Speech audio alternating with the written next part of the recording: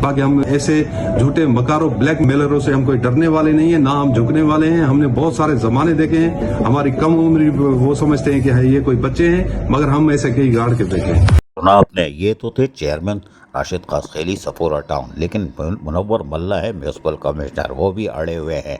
लेकिन सिंध हुकूमत यानी additional chief secretary local government वजारत बल्दियात दोनों के पिंग पोंग में बीच में नेट पे खड़े हैं और खेल देख रहे हैं। लेकिन बहरहाल इस खेल में मुलाजमीन रुल गए और 2 महीने से तनख्वाहें उनको नहीं मिली है और यकीनी तौर पर परेशान है। उनका कहना है कि अब हम अदालत जाएंगे, बिल्कुल अदालत जाएं और ये जाके अपना केस अदालत में लड़ें।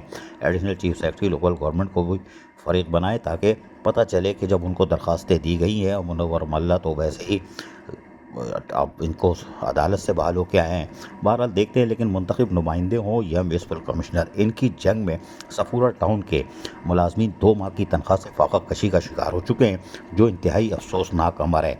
और ये पटिशन दायर होते ही फौरी समाअत भी होगी और जज फौरी फैसला देंगे, इसलिए कि ये इंसानी हुकूक का मसला है और यहाँ पर लोग फाका कशी का शिकार हैं।